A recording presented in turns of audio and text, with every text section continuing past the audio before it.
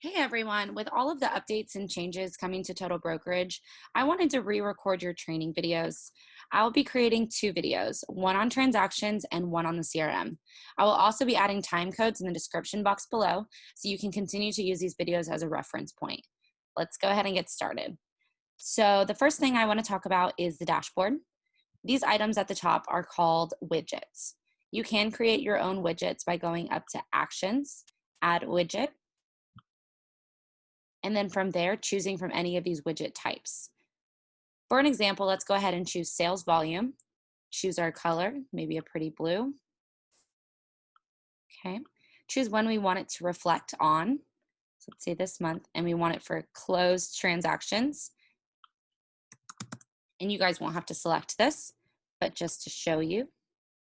You then hit save, and a new widget will appear right there. So you also have other kind of widgets that are pertinent to the CRM, and you can also create widgets directly linking to various transactions that you're currently working on, just to make it a little bit easier. Down here you have the calendar. The calendar can sync with your Gmail and Outlook calendars as well. I'll create a different video for that later. Okay, right over here, this is your to-do tasks. So these also connect with your CRM and transactions just like the calendar does, but they're a little bit different, and we'll talk a little bit more in depth about that in a minute. Okay, so let's go ahead and create a transaction. So there's two ways to create a transaction.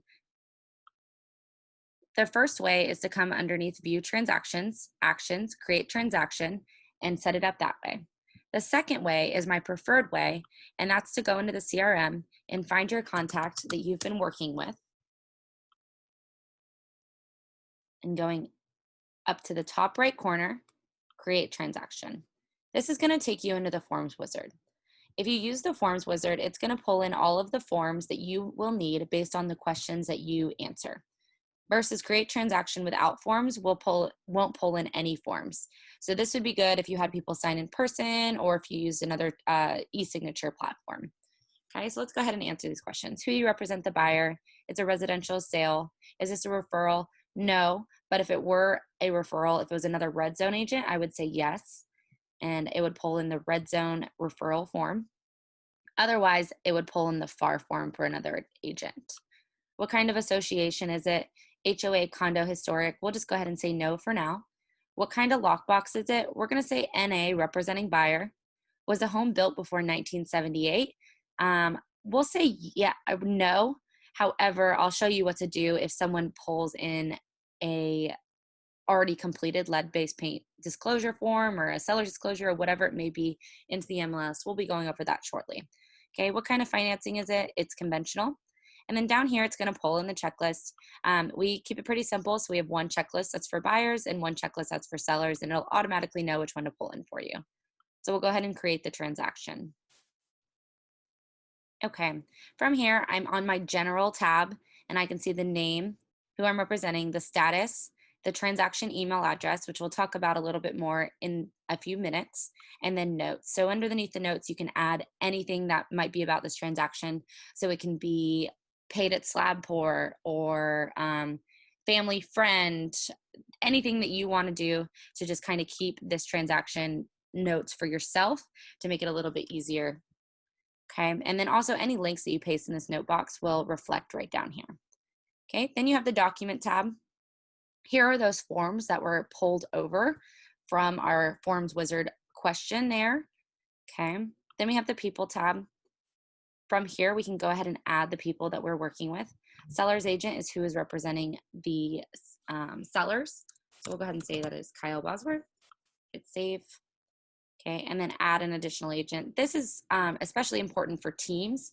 So you can add your team lead or team members onto the transaction by hitting add in the right-hand side and adding them in. So let's say I'm working with Idris Rahimi, and we'll hit save. Okay, here are the vendors. So this will automatically show up on every transaction who we want you to go ahead and add in here. So Paula will automatically come through as your broker. They'll give you a blank space for a lender, so you can go ahead and add them. I will also automatically show up on every transaction, makes it just a little bit easier to send a CDA, which we'll be going over in a few minutes.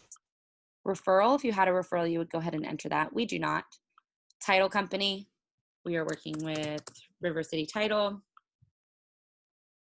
Transaction coordinator, let's just go ahead and say Michelle is our transaction coordinator. Okay.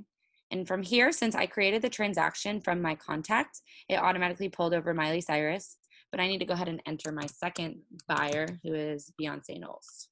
Okay. If I had the seller's information, I would add it in here, but no, it's not required. All right, the second tab, or I'm sorry, the fourth tab is the property tab, and this is where you're gonna add the address. You can just simply put your MLS number into the system and hit fetch info, and it'll pull in all of the information. The only place that we run into an issue is underneath the legal description, since the Northeast Florida MLS has the tax info on a separate program. It doesn't automatically pull that over for us, so we'll just have to jump over to the MLS and grab that. For now, I'm going to just enter something random, and we can fix that later. Okay, so here's your financial tab. At the top, you'll enter your transaction financials. I'm not going to enter those just yet because I want to show you what that looks like whenever we fill out a purchase and sale agreement. Down here is the transaction expenses. So this is where you can track anything that you might have to spend on this deal for. So maybe you paid for a home warranty. You would enter a home warranty, and let's say that's cost $560, and then you got them a closing gift, and that cost you $100. Okay, what this will do is allow you to pull a report at the end of the year that shows you all of your expenses, which makes it a little bit easier for tax write-offs. Okay, base commission and bonus commission you do not have to worry about. When you bring in the check, I will go ahead and close this out for you.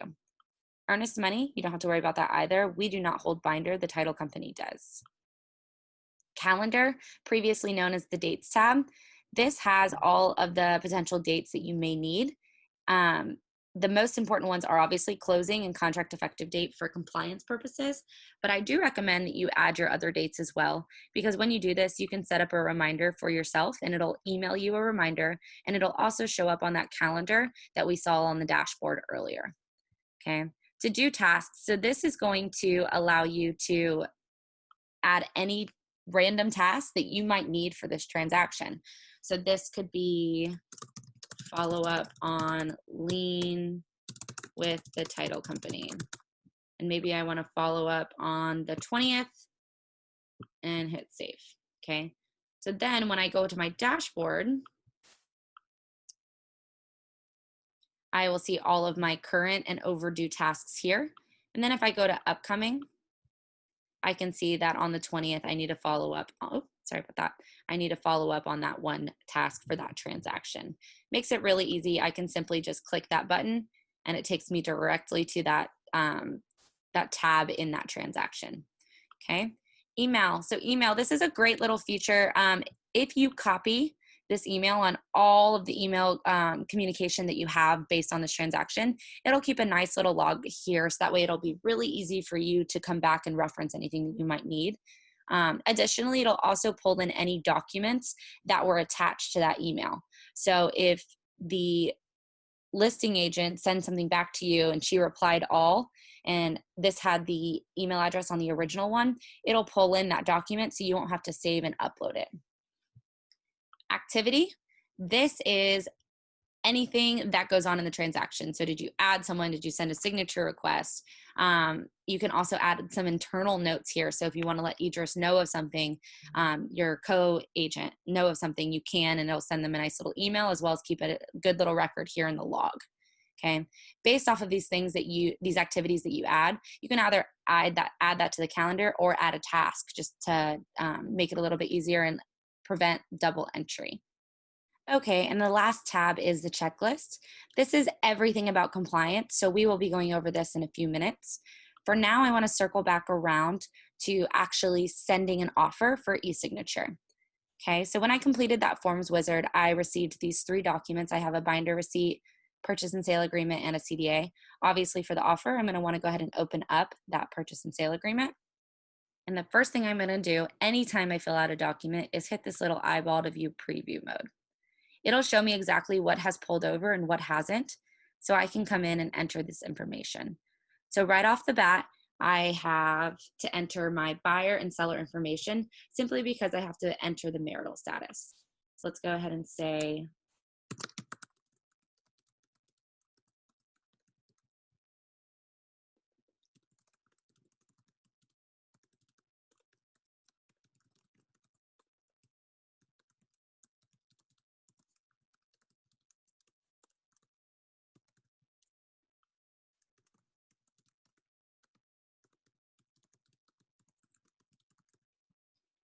okay, it did pull in my address, county, property tax ID, and that legal description is incorrect. So what we'll do is we'll jump over to our MLS and get that corrected. So I have the listing pulled up here. I'll want to navigate over to tax info. It's going to redirect you, and you can simply copy and paste this. Head back into your total brokerage, select that box, and you can just overwrite that we put in earlier. Okay, it'll automatically drop down to the next line. So now we need to enter the financial information. So the first thing we want to do is say when the binder deposit is due. So we're going to say 3 days, and they're going to do an initial deposit of $5,000. Okay. We're not going to do an additional binder, so I'm going to leave all of that blank. Next is the proceeds of note and mortgage. So that's basically the loan amount. So I'm going to go ahead and say $145,000 loan, and I'll hit save, and it'll update that information. The next line is about seller financing. We're not doing seller financing, so I'll leave that blank. And then the following line is balance due at closing. So that's basically the cash they're bringing to the table. So we'll go ahead and say $50,000. And this makes for a total purchase price of $200,000. So we'll go to sale price, $200,000 and hit save. So since I'm entering it here, it is updating it on that tab that we were on before. So it talks to each other across the board, okay? Next, to enter a checkbox, I need to make sure that I double click it twice. If I click it just once, it's only going to highlight the box, okay? And we're doing conventional financing. I try to save after I complete each page. Up to you, I just don't like to lose my work. So just a friendly reminder to do so. Okay, so you guys get the idea. We'll go through, fill out the contract like we always do. But let's go ahead and take a look at the last page. So what I'm going to want to do is go out of preview mode so I can see exactly what it is that I'm looking at down here for the signatures. Okay, I have buyer 1, buyer 2. That's going to be Miley, that's going to be Beyonce, and then it has their date selected. Down here is where my information goes. I'll enter my broker's license number. I'll enter my personal license number. And then I'm going to want to select the box for my signature and assign this to transaction owner. I do not have this automatically assigned to you because sometimes you might need to be over here instead, just depending on how the transaction works out. So I'll go ahead and hit save. And then I'm actually going to go back to my transaction because the listing agent remembered to upload the lead-based paint there. So I'm going to go ahead and get that signed now by going up to Actions, Upload, Upload PDF, and then selecting my document.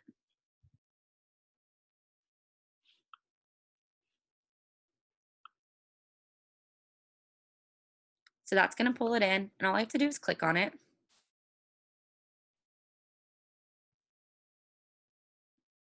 Once it loads in, I'm going to want to right click where I need to place those signature fields and hit Add, Signature, Assign, Buyer 1, Add, Signature Date,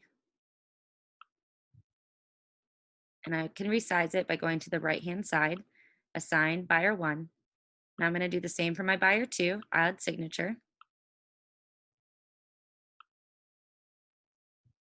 Assign, Buyer 2, Add, oops, I went to the wrong one, Signature Date,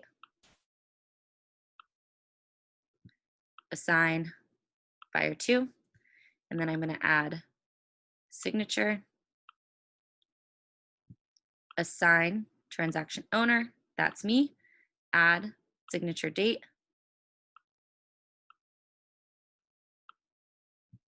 Assign, Transaction Owner.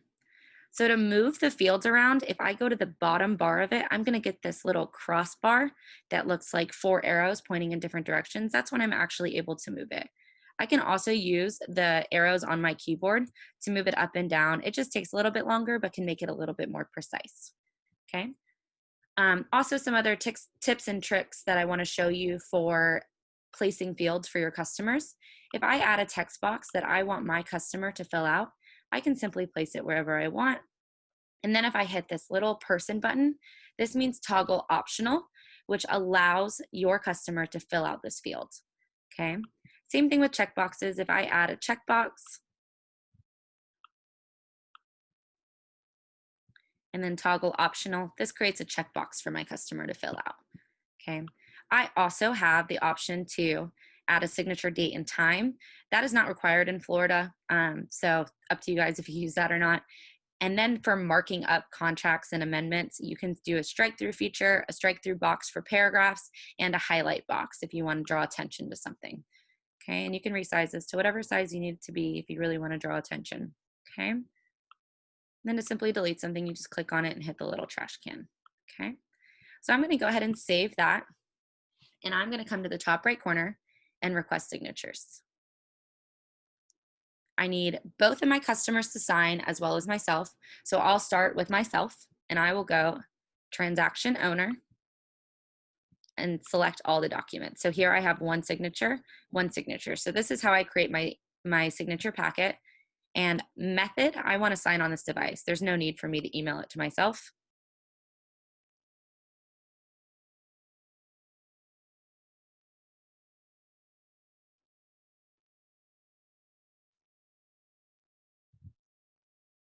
Okay, and you can see that there's 2 documents to sign. I will review and sign documents. And you can scroll through and sign one at a time, or you can sign all documents. Okay, I'm going to switch to type and save. All right, I will return to transaction. And at this point, I can see that my documents are partially signed because I signed those documents, but it knows that there's 2 more signatures missing. So now I'm going to go ahead and request signatures for my first buyer. I have buyer 1, Miley Cyrus, and I can say, call if you have any questions. I'm going to select both of those documents, and I'm going to email those off to her. Okay. Okay. And now I need to send it to Beyonce. So I'll go actions, request signatures. I'll choose Beyonce. I'll select all of the documents and I will send that off to her. Okay, so I can see that everything is partially signed. If for any reason my customer does not receive this and I need to resend it, I can resend it. I can also always edit their email if I accidentally typoed it wrong and come in and resend. You don't have to cancel the signature request. You can just simply edit that email and change it. You can also cancel it if they've just changed their mind. Just making sure that you're staying on top of those documents right there by clicking the partially signed button. Okay. Let's go ahead and see what it looks like on the customer side. So they will receive a document that looks like this, and it'll say, the following documents have been sent to you for review and e-signature. So they'll just simply click on it, and then all of this will look very familiar. They will hit review and sign. They can go through, sign one at a time, or just simply sign all documents. Okay, we'll hit save. Return to transaction. Okay. And lastly, Miley needs to sign as well. So in her inbox, it'll look exactly the same. Let's go ahead and refresh that. Perfect. So she has documents for e-signing. Here was that note we left her. Call if you have any questions. She'll click here to view, review and sign. And you'll notice that they have the ability to download these PDFs as well. So if they would rather wet sign, they can do that as well. You can review and sign documents. Sign all documents, switch to type. Let's do this one.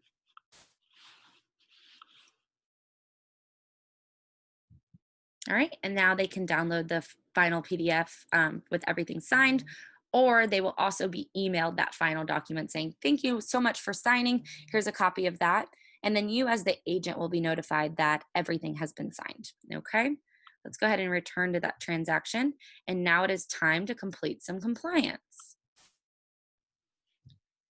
Before we jump into compliance, however, I do want to talk a little bit about organizing your documents.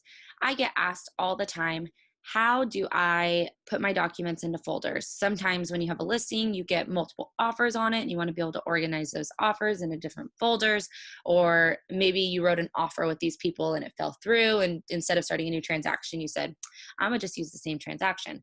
That is totally fine. All you have to do is come over here to the operations next to your document and say move to folder, and you would say closing docs. Okay. Oops, I'm sorry, that's not closing docs, that's contract docs. I'm losing my mind a little bit.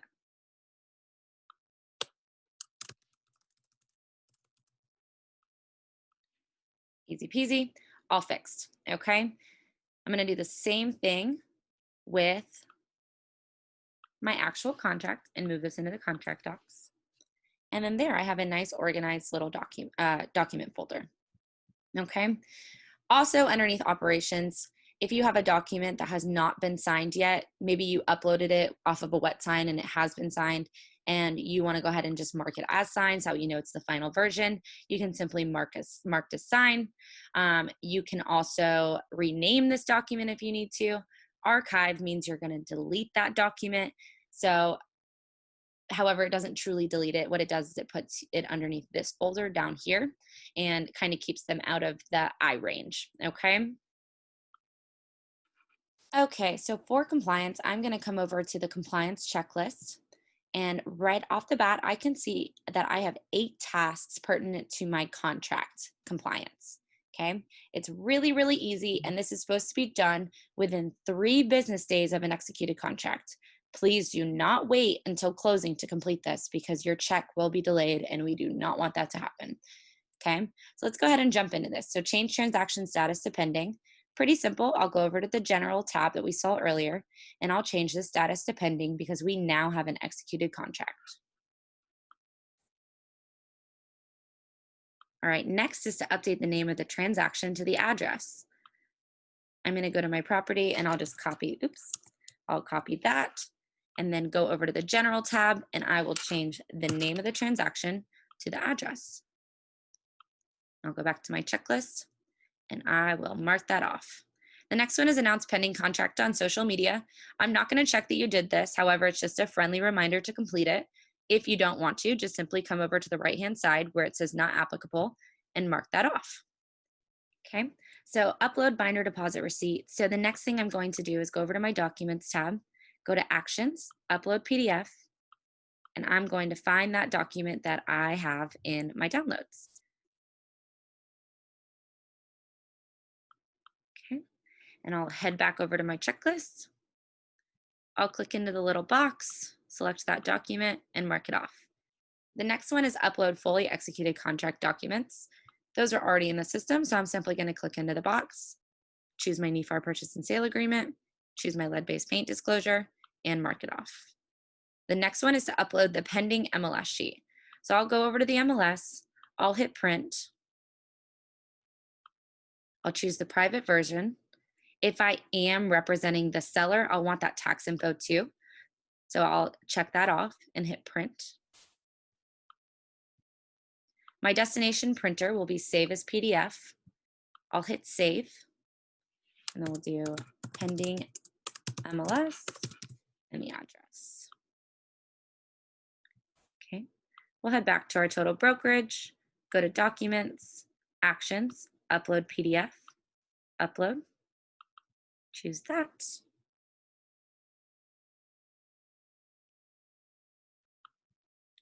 Go back to our checklist, choose that document, mark that off. And then the next thing I need to do is complete the dates tab and complete the financial tab. So I'll head over to my calendar, formerly known as the dates tab. And the only thing for compliance that we care about is that closing and contract effective date. However, like we talked about earlier, I highly recommend that you fill all of them out. Okay, so let's say we're closing on December 16th. We hit save, and our contract effective date is today, the 13th. We'll hit save. Okay, so now let's head over to the financial tab. And luckily, because we filled out that contract, all of this stuff is already filled in.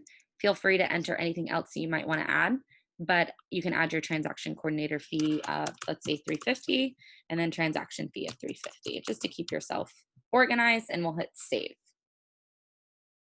Okay, let's head back to our checklist, mark off those final 2 items, and then when the big blue button appears, this is how you submit it for compliance. If you do not hit this big blue button, it does not come to us and we will not review it. So we will get it in this lovely little compliance queue. It'll look like this. We'll come in, we'll review it, and we'll either pass or fail you. It does put it into nice little folders like this for us, so we know exactly what we're looking at and what was submitted. If we fail you, we'll tell you exactly why, and it'll send you an email, and you will have to redo it. Okay, super easy. It basically just opens back up this checklist for you to adjust it. Otherwise, we'll pass you. And when we hit pass, these new tasks for closing appear. So you'll see your next task is to complete the CDA and send as a signature request to Office Admin. So let's go ahead and dive into that real fast. So documents, when I filled out that forms wizard, it automatically pulled over the CDA for me. So once the CDA loads in, you'll see how easy it'll be for you to fill out. As always, hit the little preview button so you can see exactly what is pulling over. And I can see that I have the address, I have my name in here. The seller's name has not pulled over, so I'll go ahead and click over here. And I think we did Blake Shelton. I think that was our seller. Hit save. Okay, I'm going to double click the selling agent text box because I am representing the buyer. Then I have my closing date that's auto pulled, my sales price that's auto pulled. If that changes, I simply just click on it, change that sales price, and update that accordingly. Commission split is how much you are making on the deal. Are you getting 2.5%, 3%? We're always shooting for 3%, so let's just assume that's what we're getting. Then your red zone split is what you make with red zone. So I'm on a 70-30 split. My transaction coordinator information is already pulled over. I've already entered how much she costs. So transaction fee collected from customer. Yes means your customer is paying it. No means that you are paying it on your customer's behalf. Waived means that it is a VA transaction and we are not charging it. Let's go ahead and say yes. And let's say that you created a transaction fee of $700 to your customer instead of $350 because you wanted it to cover both the brokerage transaction fee as well as your transaction coordinator fee. You guys totally can do that. Helps you eliminate some of your expenses. Okay, so Matterport utilized, no. Referral to be paid to an outside brokerage. If we do, say yes. If we don't, say no. If we have to pay Opcity, check that off. Your customer email, you'll go assign contact buyer 1 email. Click on it and hit save. Okay, from there, this will be your team split info. So on this transaction, I am splitting this with Idris Rahimi. So I'll just simply enter my name. I'll enter his name. And we are splitting this 50-50. Okay. Additional notes, this is where you will put anything that is something like I'm paying the home warranty or giving $1,000 to the buyers as a credit or anything that is pertinent to the financial aspect of your transaction, put that here. And then your title company is automatically pulling in as well. Okay, so what you'll do is you'll hit save. Make sure that you do not click into this bottom part. You can see here that it's completed by staff. If you do accidentally click into one of those fields like this suddenly becomes unfillable for your customer. And in this situation, I am the customer filling this out. So make sure you always keep that as an option, okay? So next we'll do action, request signatures. We will go to the office admin, that is me. You'll select this box and there should always be 18 optional fields, 1 signature. You'll send this email off to me. I will fill out that bottom half. I will download the final PDF. I will send it to title and copy you as well as your transaction email address on that file so that way there's record of it. And that's it. At closing, they will cut you a check. They will cut Red Zone a check. They will provide your settlement statement. They'll provide a survey if it's not a condo. And then you're closed. You bring that into the office. You scan it all in. And then you're going to come to your checklist and you're going to knock out the rest of this. So you did complete the CDA and send it as a signature request to office admin. So now you need to upload your settlement statement, your survey, your copy of checks, your closed MLS sheet. So you'll come to your documents, actions, upload that PDF that you scanned to yourself of all of the closing docs. Okay, I will head back to my checklist. And since this is a scanned document of my check, settlement statement, and survey, I'll simply click in here, add my closing docs to that one, add my closing docs to that one, add my closing docs to the checks. Now I need to upload my closed MLS sheet. I will do the exact same process that we did before, except now instead of it saying pending, it should say closed. So I'll head back here, documents, actions, upload PDF, upload, and let's grab a random one because I did not actually do it. Head back to our checklist, upload that document, verify my contract financials, verify my contract dates, and I will mark those off, and then request review. And then from there, I will close out your base commission and bonus commission and move the status from pending to closed. Okay, so that's it for compliance. We just did in about 45 minutes what will be spread out over 30 to 45 days. And you can see that a lot of it is not actually you spending time on compliance. A lot of it is you sending out signature requests to your customer and staying on top of the file. So that's it. As always, if you have any questions, please do not hesitate to reach out to me and participate in our Q&As every 2 weeks. Thanks so much. Talk to you soon.